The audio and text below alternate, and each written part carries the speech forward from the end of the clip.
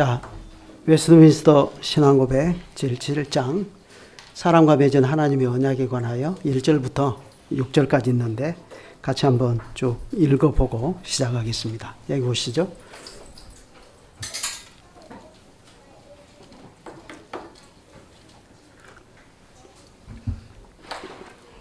자, 1절 시작. 하나님께 순종할 의무를 비록 시작.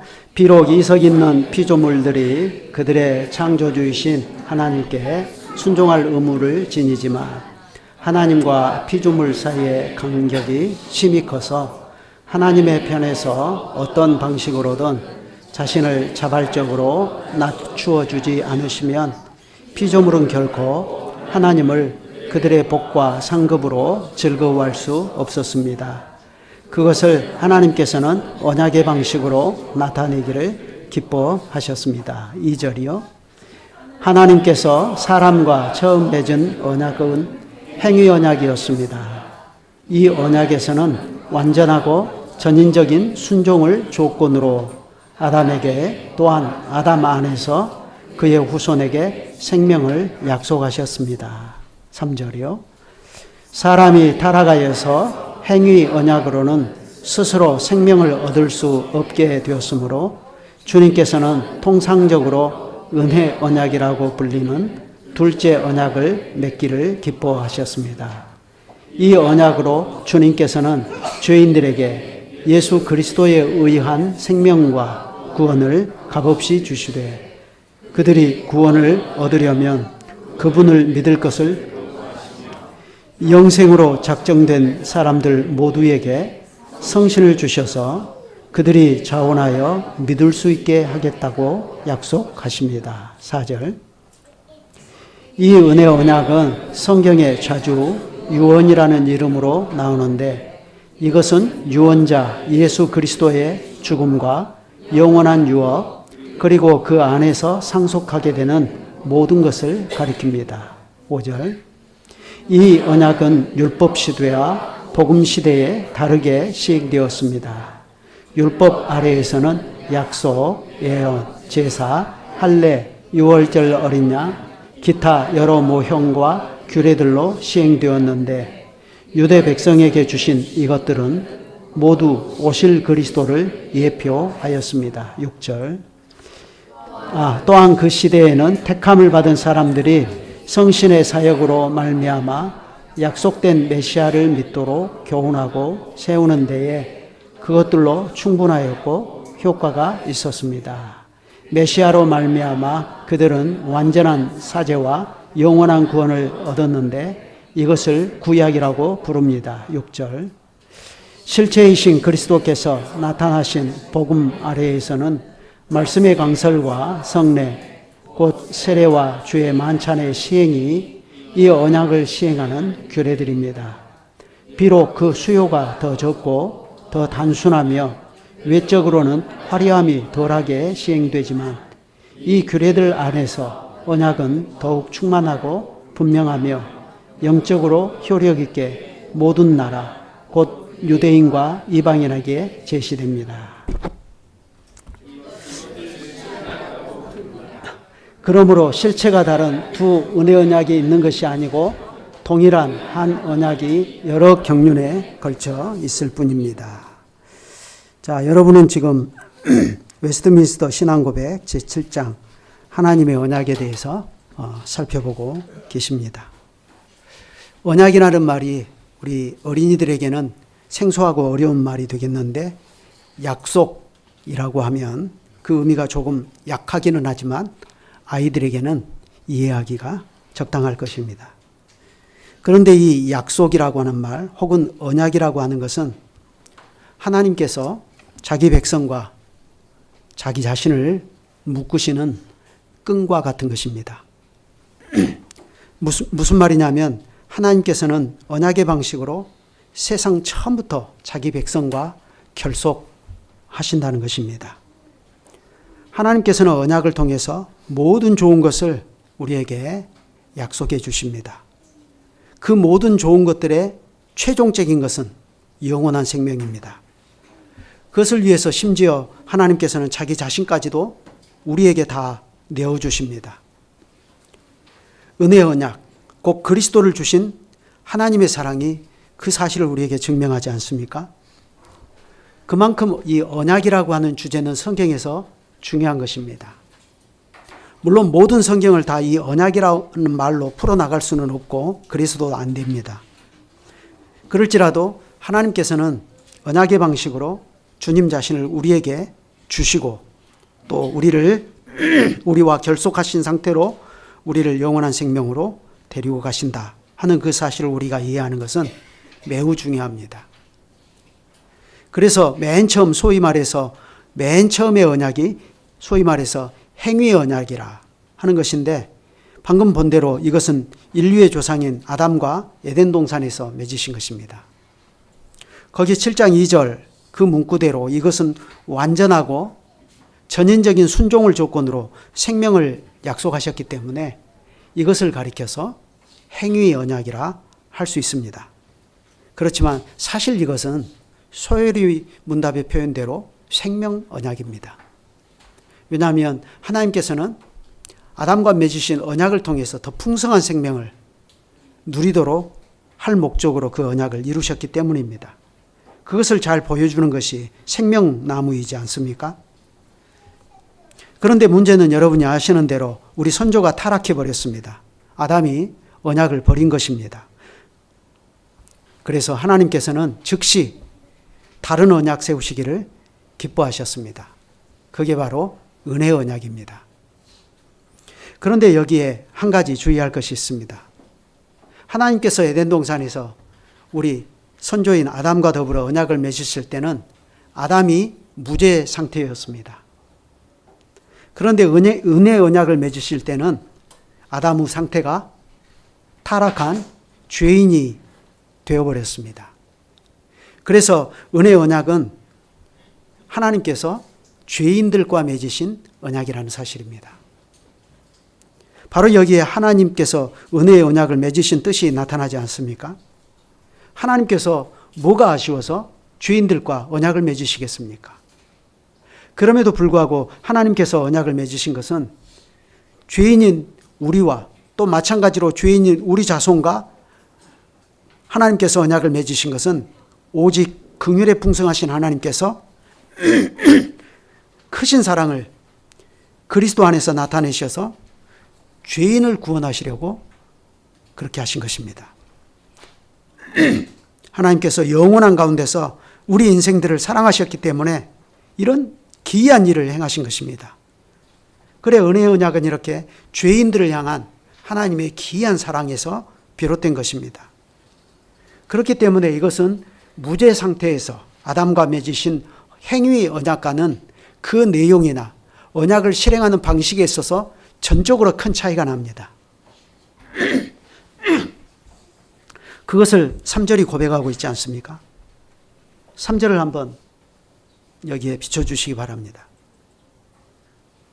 거기 보면 이렇게 말합니다. 사람이 타락하여서 행위의 언약으로는 스스로 생명을 얻을 수 없게 되었으므로 주님께서는 통상적으로 은혜의 언약이라고 불리는 둘째 언약 맺기를 기뻐하셨습니다. 이렇게 말합니다. 은혜의 언약은 사람이 타락함으로써 생긴 언약이다 하는 것을 아주 분명한 말로 표현하고 있지 않습니까? 그리고 이 언약으로 주님께서는 죄인들에게 이렇게 말합니다. 죄인들에게. 여기에 언약의 당사자가 이번에는 죄인들이다 하는 점을 분명히 말하지 않습니까? 예수 그리스도에 의한 생명과 구원을 값없이 주시되 그들이 구원을 얻으려면 그분을 믿을 것을 요구하시며 영생으로 작정된 사람 모두에게 성령을 주셔서 그들이 자원하여 믿을 수 있게 하겠다고 약속하십니다. 이렇게 말합니다. 은혜 언약은 하나님께서 무죄 상태에 있는 인생들과 맺으신 것이 아니고 타락하여 죄인들과 맺으신 것이기 때문에 우리가 이 문구를 자세히 보면 이 은혜 언약의 핵심에는 누가 계시다는 것을 알 수 있죠? 예수 그리스도가 계심을 알 수가 있습니다. 그러니까 은혜의 언약이 뭐냐 하면 하나님께서 우리에게 주님의 독생자인 예수 그리스도를 구세주와 주님으로 주시고 이번에는 이 그리스도를 믿는 믿음을 조건으로 해서 값없이 생명을 주시겠다는 것입니다. 그런데요, 자세히 보면 여기에 또 하나 우리가 주목해야 할 점이 있습니다. 그게 뭐냐면 3절의 마지막 문장입니다. 영생으로 작정된 사람들 모두에게 성령을 주셔서 그들이 자원하여 믿을 수 있게 하겠다고 약속하십니다 하는 이 말입니다. 이것은 은혜 언약이 단순히 모든 사람을 위해서 맺은 것이 아니고 대상이 있는데 그 대상이 누구냐 할 때 영생으로 작정된 사람들입니다. 이런 점들이 어려운 거거든요. 그러면 여기서 이 영생으로 작정된 사람들은 구체적으로 누구입니까? 이 사람들이 누구인가를 알기 위해서 우리는 창세 때 우리를 택하신 하나님의 선택 속으로 들어가 봐야 될까요? 거기에 그렇게 하면 답이 없습니다. 그러면 이 사람들은 누구일까요? 소요리 문답은 같은 문구를 이렇게 고쳤습니다. 신자와 그 자녀들. 그렇죠? 신자와 그 자녀들. 이 사람들이 영생으로 작정된 사람들입니다. 그러니까 오늘 참된 믿음을 가지고 예수 그리스도 안에서 삼위 하나님께 예배드리고자 모여있는 여기에 있는 우리와 우리의 어린 자녀들이 영생으로 작정된 사람들입니다. 그만큼 은혜 언약에서는 믿음의 조건이라는 것이 중요합니다. 하나님께서는 믿는 사람과 그 자녀들에게 성령을 주셔서 그들이 자원하여서 믿을 수 있게 해 주시겠다고 약속하시는 거예요. 믿음도 약속이에요.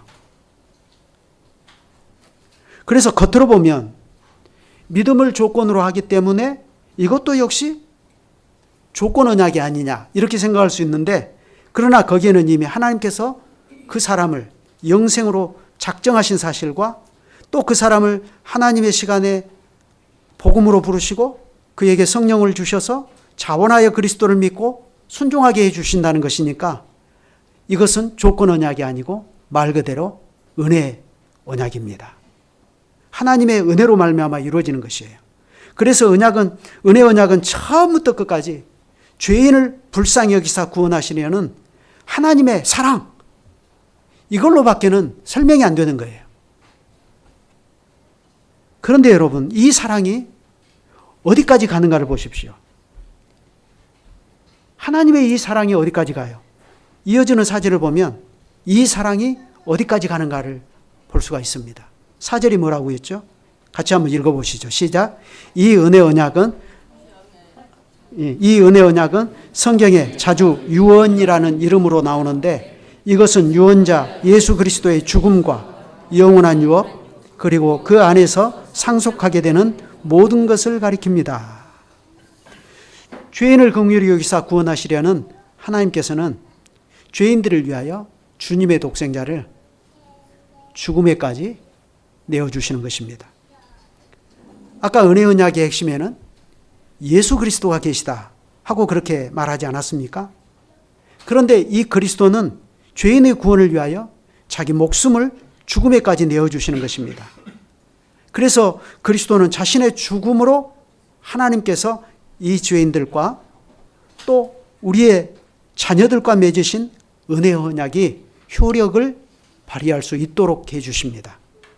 그리스도는 자신의 죽음으로써 하나님께서 죄인들을 위하여 은혜 언약에 두고 맹세하신 모든 것을 효과 있게 발생시키시는 겁니다.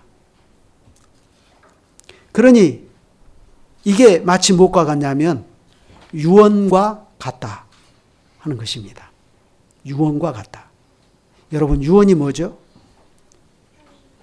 아버지가 나중에 내가 죽으면 내 재산의 30%는 큰 아들에게 주고 25%는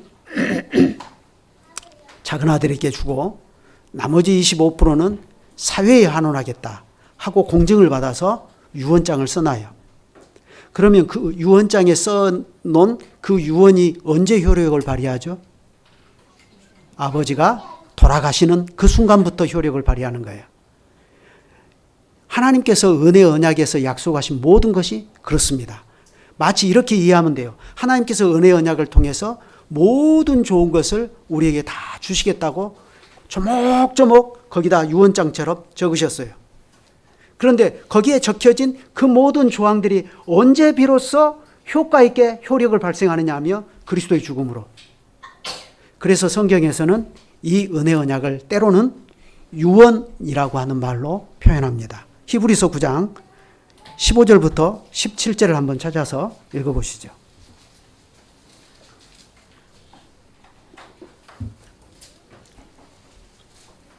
히브리서 9장 15절로 17절. 다 같이 한번 읽어보실까요? 시작. 이를 인하여 그는 새 언약의 중보니 이는 첫 언약 때에 범한 죄를 주구사 부르심을 입은 자로 하여금 영원한 기업의 약속을 얻게 하려 하심이니라. 유언은 유언한 자가 죽어야 되나니 유언은 그 사람이 죽은 후에야 견고한즉 유언한 자가 살았을 때에는 언제든지 효력이 없느니라. 아버지가요, 자녀 세대를 위해서 유언을 거창하게 해가지고 유언장에 공증을 받아서 딱 그걸 좋은 서류함에 넣어가지고 금고에 넣어놨어요. 아버지가 살아있을 때는 아무 효력이 없어요. 조금 나쁜 마음을 품으면 아버지 언제 죽나 이제 그렇게 생각하기가 쉬운데 그런 거예요. 은혜 언약이 그런 것이다 이 말이에요. 그리스도의 십자가의 죽으심, 그것이 은혜 언약의 핵심이에요. 그 죽으심이 발생함으로써 은혜 언약은 비로소 효력을 발생해요. 그래서 17절이 그러지 않았어요? 유언은 그 사람이 죽은 후에야 견고한 자. 유언한 자가 살았을 때는 언제든지 효력이 없다. 이렇게 말해요. 그러니까 은혜 언약은 하나님께서 오직 죄인들을 불쌍히 여기사 사랑하셔서 구원하시려고 기꺼이 내어주신 예수 그리스도의 죽으심으로서만 효력이 발생하는 겁니다. 그런데 자세히 보면 15절에 또 이렇게 말합니다. 이를 인하여 그는 새 언약의 중보니 이는 첫 언약 때에 범한 죄를 속량하려고 주구사 부르심을 입은 자로 하여금 영원한 기업의 약속을 얻게 하려 하심이니라. 자, 여기 보면 새로운 단어가 보이죠. 새 언약의 중보라 해가지고 새 언약이라는 말도 나오고요. 또 첫 언약 때에 범한 죄라 해가지고 첫 언약이라 하는 이 말도 나오죠. 분명히 같은 언약인데 새 언약과 첫 언약이라는 말로 갈리는 것을 볼 수가 있습니다. 이걸 성경대로 하면 우리에게 더 익숙한 말이 뭐가 있죠? 한자로 하면 구약, 신약, 옛 언약, 새 언약 이렇게 말할 수가 있습니다. 그래서 은혜의 언약에는 옛 언약과 새 언약이 존재한다는 것입니다. 그런데 이것은 서로 다른 두 개의 언약이 아니라 한 언약의 두 경륜입니다. 구약과 신약이라는 뜻입니다. 6절 마지막에 그 이야기가 있지 않습니까? 6절 한번 들어보실까요? 6절 마지막 한 번 더 넘겨서요. 예. 그러므로 실체가 다른 두 은혜 언약이 있는 것이 아니고 동일한 한 언약이 여러 경륜에 걸쳐 있을 뿐입니다. 이렇게 말해요. 분명히 같은 하나의 은혜 언약이에요. 그런데 그걸 실행함에 있어서는 옛 언약의 시대와 새 언약의 시대가 있는 것입니다.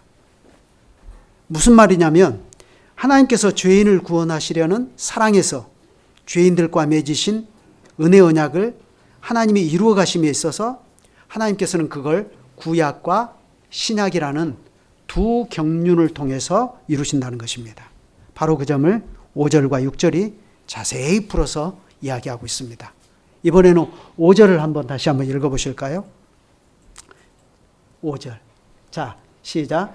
이 언약은 율법 시대와 복음 시대에 다르게 시행이 되었습니다. 율법 아래에서는 약속, 예언, 제사, 할례, 유월절 어린 양, 기타 여러 모향과 구례들로 시행되었는데 유대 백성에게 주신 이것들은 모두 오실 그리스도를 예표하였습니다.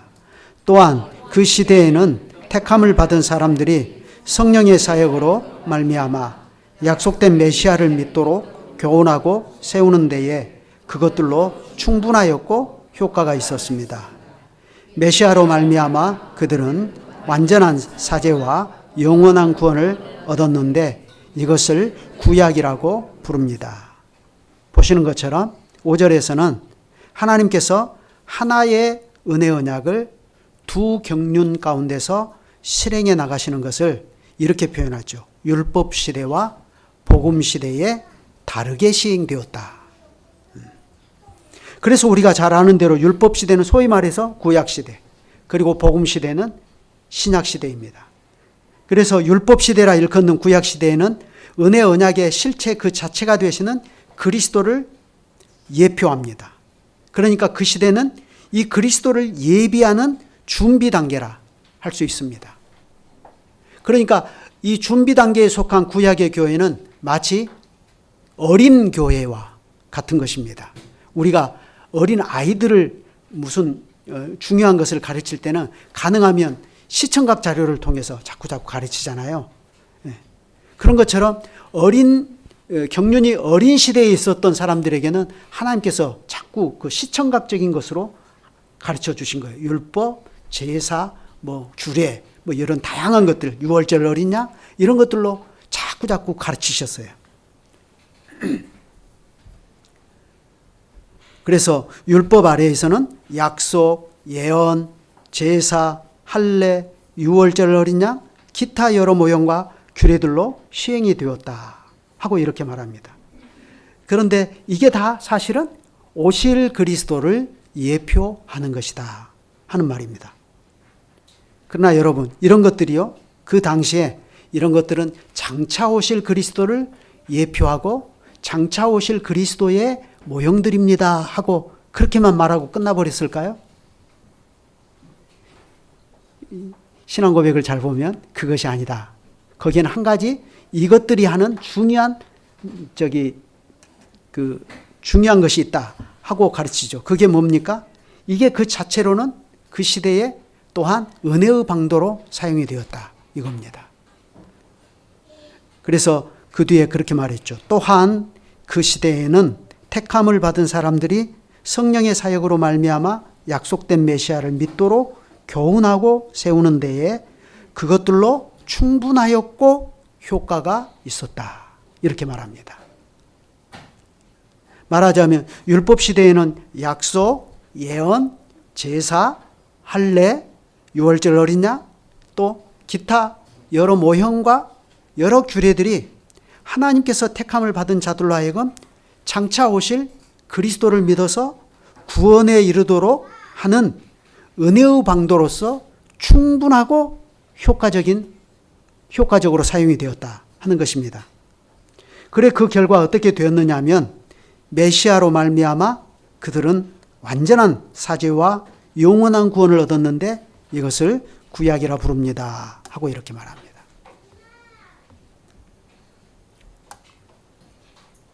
하나님께서 죄인을 구원하시려고요, 죄인들과 맺으신 은혜 언약은 이처럼 율법 시대, 곧 구약 시대에도 이 은혜 언약의 참된 실체가 되시는 그리스도와 그분의 죽으심에 철저히 의존되어 있습니다.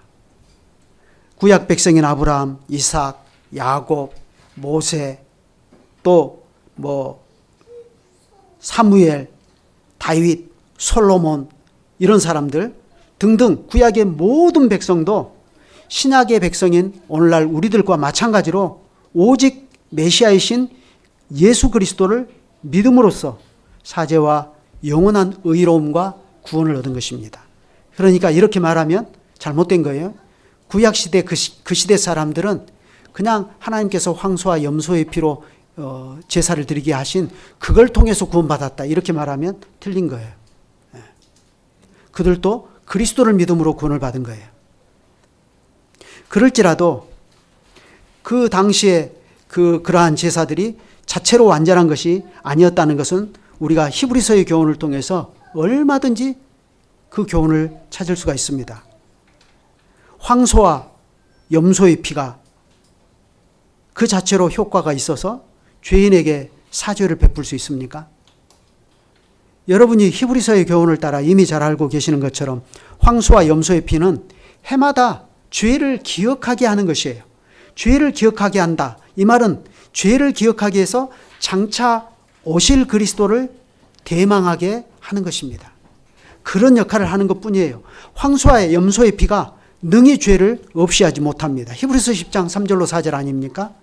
그러니 은혜의 언약에 관한 하나님의 경륜에 따르면 반드시 율법 시대의 예표와 그림자로 말씀하신 것을 그 실체가 되시는 그리스도께서 오셔서 이루시는 또 다른 경륜의 시대를 반드시 필요로 하는 것입니다. 그것을 오늘 우리가 읽은 히브리서 8장 6절로 8절이 이야기하고 있지 않습니까? 거기 한번 이번에는 또 찾아보시죠. 히브리서 8장 6절부터.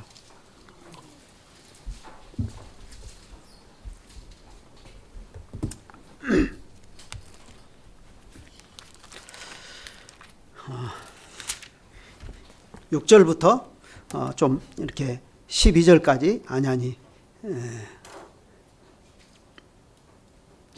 10절까지 읽어봅시다. 6절부터 시작. 그러나 이제 그는 더 아름다운 직분을 얻으셨으니 그는 더 좋은 약속으로 세우신 더 좋은 언약의 중보자시라.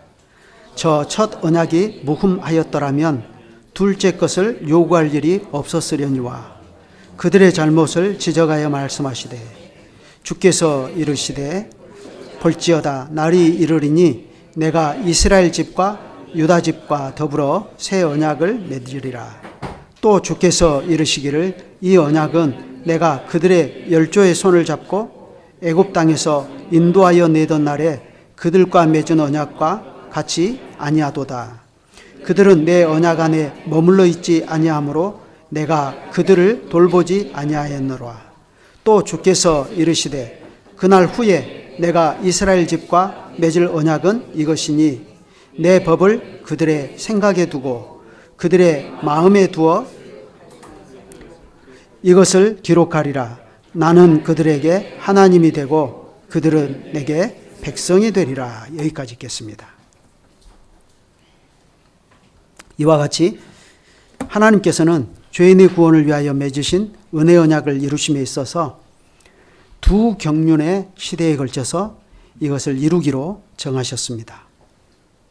여러분, 하나님의 뜻은요, 하나님께서 아브라함을 택하신 일이나 또 다윗을 통하여 이스라엘 나라를 가나안 땅에 하나님을 섬기는 거룩한 나라로 세워주신 것이나 이 모든 것이 누구를 위해서 그렇게 하신 거라고 했죠?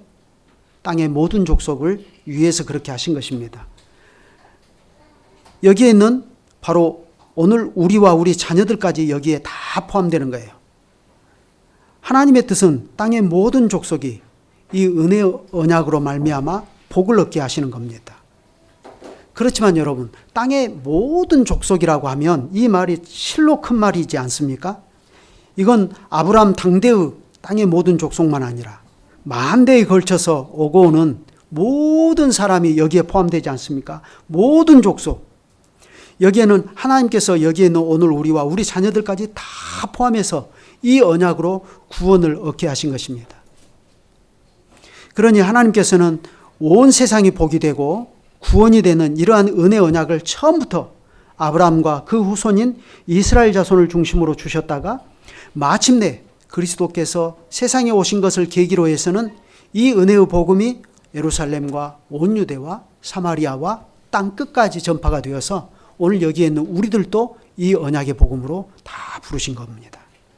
그러니 이에 더냐 곧 율법 시대에는 이 구원의 계시를 하나님께서는 이 은혜의 언약에 의한 생명의 복음이 율법 아래에서 약속, 예언, 제사, 할례, 유월절 어린 양, 기타 여러 모형과 규례들로 특별히 당대 언약의 자손인 유대 백성에게 주시고 그들에게 시행이 되도록 하셨어요. 그러나 다시 말씀드리지만 이 모든 것은 결국 은혜 언약의 참된 실체가 되시는 그리스도를 예표하는 것들입니다. 그러므로 하나님께서는 결국 주님의 독생자가 되시는 아들로 말미암아 이 모든 것을 성취하시고 약속하신 모든 것을 실현하시는데 이게 누구를 위해서냐 할 때 영생을 위하여 작정된 자들. 다시 말해서 신자들과 그 자녀들. 여기에는 유대인과 이방인을 구분하지 않습니다. 그래, 히브리서 1장 1절부터 2절을 보면 히브리서 기자는 이렇게 우리에게 전합니다. 옛적의 선지자들을 통하여 여러 부분과 여러 모양으로 우리 조상들에게 말씀하신 하나님이 이 모든 날 마지막에는 아들을 통하여 우리에게 말씀하셨으니 이 아들을 만유의 상속자로 세우시고 또 그로 말미암아 모든 세계를 지으셨느니라. 자, 여기에 옛적에 이랬는데 이 말은 오늘 우리가 배운 웨스트민스터 신앙고백의 용어로 말하면 이 옛적에 이 말은 율법시대 혹은 옛 언약시대에는 그런 뜻이 됩니다. 그때는 하나님께서 선지자들을 통하여 여러 부분과 여러 모양으로 우리 조상들에게 말씀하셨다. 우리 조상들, 유대인들을 이야기하지 않습니까? 그래, 이 말은 그때는 율법 아래에서는 약속, 예언, 제사, 할례, 유월절 어린 양, 기타 여러 모양과 규례들로 은혜 언약에 의한 구원의 길을 그렇게 가르치셨다는 것입니다. 그러던 것을 이제 이 모든 날 마지막에 이렇게 말하죠. 이 모든 날 마지막에. 이것은 하나님의 시계가 이제 율법 시대에서 복음 시대로, 옛 언약 시대에서 새 언약 시대로, 구약 시대에서 신약 시대로 이렇게 체인지되는 그 순간을 얘기하는 것입니다. 그러니까 이것은 엄밀히 말하면 율법 시대의 마지막 날이라는 것이에요. 옛 언약 시대의 마지막 때에 이렇게 말합니다. 그래서 그 율법 시대의 마지막 때, 그 체인지되는 그 시기에는 아들로 우리에게 말씀하셨다. 이렇게 말해요. 그래서 예수께서는 세상에 오셔서 천국 복음을 전파하실 때 회개하라. 천국이 가까웠다. 하고 그렇게 전하셨습니다. 율법 시대의 예표와 그림자로 말씀하신 것을 다 실현하고 이루시는 새로운 시대, 복음의 시대, 새 언약이 충만하게 이루어지는 그 시대가 왔다. 그러니 회개하고 복음을 믿으라 하는 것입니다.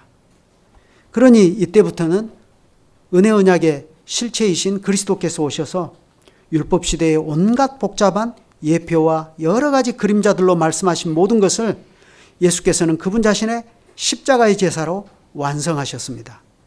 그래 이것을 이제는 어떻게 하죠? 복음 강설로 풀어내고 성례로 가르치는 것입니다. 형식이 훨씬 더 간단해진 거예요. 그것을 6절이 말합니다. 이번에는 6절을 한번 보십시다. 자, 같이 읽죠. 실체이신 그리스도께서 나타나신 복음 아래에서는 말씀의 강설과 성례, 곧 세례와 주의 만찬이 시행이 이 언약을 시행하는 규례들입니다. 비록 그 수요가 더 적고 더 단순하며 외적으로는 화려함이 덜하게 시행되지만 이 규례들 안에서 언약은 더욱 충만하고 분명하며 영적으로 효력 있게 모든 나라 곧 유대인과 이방인에게 제시됩니다. 이것을 신약이라고 부릅니다. 그러므로 실체가 다른 두 은혜 언약이 있는 것이 아니고 동일한 한 언약이 여러 경륜에 걸쳐 있을 뿐입니다. 죄인들을 긍휼히 여기사 사랑하셔서 구원하시려는 하나님의 은혜 언약이 율법 시대에는 선지자 모세의 율법 아래서 약속, 예언, 제사, 할례, 유월절 어린 양, 기타 여러 모형과 규례들로 시행이 되어서 이게 매우 종교적으로 또 복잡하고 레위기 제사법을 봐보세요. 얼마나 복잡해요. 목사님 저도 잘 모르겠어요. 뭐가 뭔지. 아무리 봐도 잘 몰라요. 아는 것 같은데 돌아서면 잊어버려요. 이게 무슨 말인지 잘 모르겠어요. 얼마나 복잡해요. 그러면서 또 분위기는 얼마나 엄숙합니까? 그렇잖아요. 실제로 성전에 잘못 들어가면 죽어요. 그렇게 엄숙한 종교적 분위기 속에서 진행이 되었습니다. 그렇지만 거기에 비하면 신약시대에는 이 모든 것이 예수 그리스도의 십자가의 제사로 완성되었습니다. 그러므로 이 구원의 소식을 전하는 방식은 이제 매우 단순화된 겁니다. 말씀과 성례예요. 그런데 하지만 단순하다고 해서 그러면 이게 뭐가 부족한 거냐? 그게 아니고 이 규례들 안에서 언약은 더욱 충만하고 분명하며 영적으로 효력 있게 모든 나라 곧 유대인과 이방인에게 제시가 된다 하는 것입니다. 이와 같이 하나님께서는 매우 단순하지만 그러나 말씀과 성례 이 둘로서 모든 사람이 믿을 때에 넉넉히 구원을 얻을 수 있는 은혜 언약의 복음을 더 충만하고 분명하며 영적으로 효력 있게 오늘 우리와 우리 자녀들에게 가르쳐 주십니다. 이것을 은혜의 방도로 써서 하나님께서는 죄인들에게 예수 그리스도에 의한 생명과 구원을 값없이 그러나 오직 믿음으로 이것을 얻도록 해주시는 것입니다.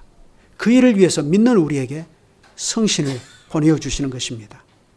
그러니 예수 그리스도 안에서 하나님의 은혜 안에 결속된 우리 믿는 자들과 우리의 자녀들은 이 말씀과 성례, 이게 바로 교회의 표지 아닙니까? 바로 이 교회의 표지 안에서 생명의 복음을 듣고 살아가는 복을 누린다 하는 이 사실을 우리가 아주 명심하고 이 신약의 교회가 구약의 교회보다 훨씬 단순하고 그렇지만 명료해진 그 사실을 알고 우리는 말씀과 성례가 베풀어지는 자리에 언제든지 즐거이 모여서 하나님의 은혜를 누리고 살아가기를 힘써야 되는 것입니다. 기도하시죠.